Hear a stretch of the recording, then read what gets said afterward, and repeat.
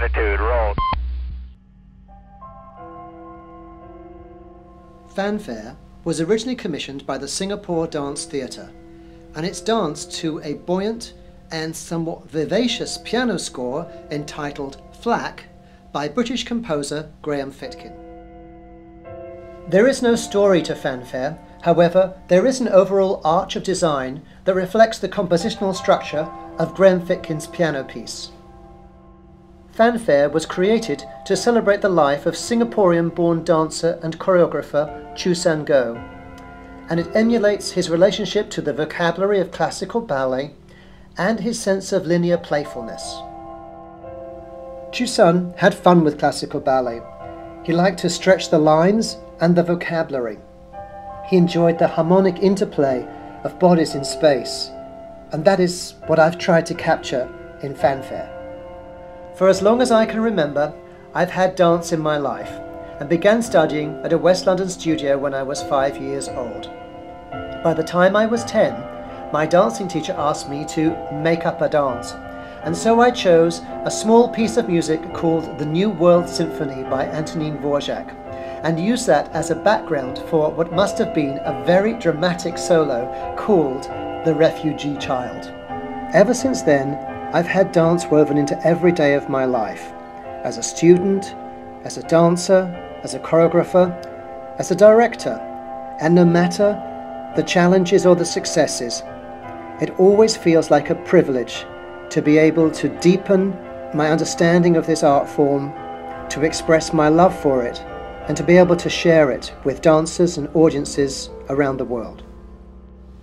I'd like to thank ballet master Bat Abbott for his help in restaging this work, and greatly look forward to seeing it on stage at the TPAC. I also look forward to welcoming Paul's pas de deux to my New Jersey-based company, where they will be performed in June.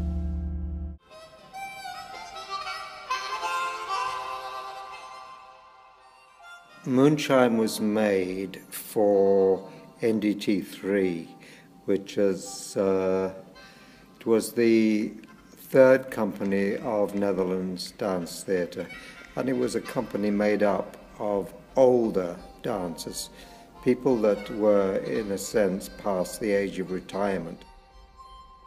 Basically about the world of the older artists on the point of transition, leaving their art and going into another stage of life.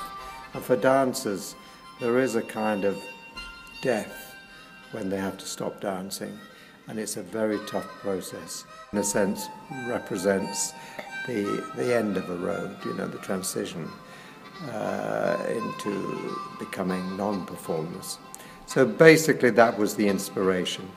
The fun part of making Moonshine, or any of my pieces, is the time I spent in the studio with the dancers, because I react to and am affected and influenced by not only the dancers' technical ability, but by the personalities they are.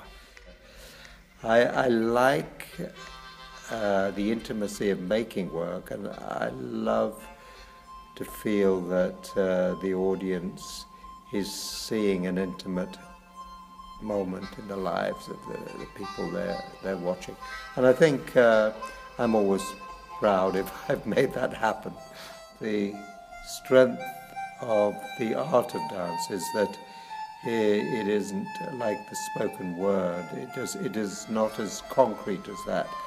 Therefore, you can interpret a piece of movement on different levels. Same dance can mean very different things to a lot of different people. I got involved with this project when Paul Vasterling asked me if I would be interested in creating a piece with a songwriter and visual artist. That kind of project is what I live for. I never set out to be a choreographer. The short story of this is I tried it in a workshop, kept saying yes when asked to create work, and then fell in love with it somewhere along the way. There are a lot of layers to this piece, both in the dance and in the inspirations, the stories, feelings, and questions that are all woven together. I think of the pieces like reflection pools, allowing the audience to see their own stories unfolding.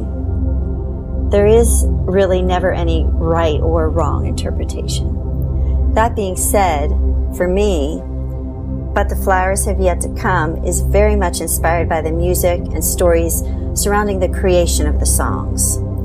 When Matthew started talking about this concept of duende that he was reading about when working on his album Land of the Living, it resonated so strongly with me that I knew this spirit of the earth, this mysterious power, this energy that enters your feet and climbs up inside you, was going to be at the heart of the piece. I'm very interested in the spaces in between. What lies in these spaces, in the silences, in between the notes, the steps, thoughts, moments. The dancers always inspire me during the process in the studio. I adore Nashville Ballet, and working with them over the years has allowed us a certain trust that I think is vital in discovering new territory. Also, the process of creation is inspiring, especially this one.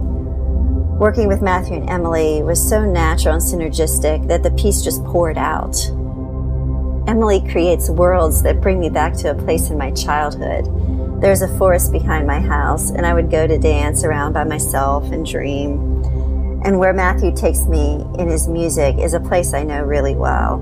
It's filled with imagery, poetry, emotionality, and a truth that matches up perfectly with my sensibilities as an artist. Having them in the studio inspired not just me, but the dancers and all involved making this piece come alive. There's nothing specific that I want the audience to take away from this piece. What I do ask is that you open your hearts and allow yourself to feel something. Without judgment or preconceptions, allow the piece to take you for a ride and be moved.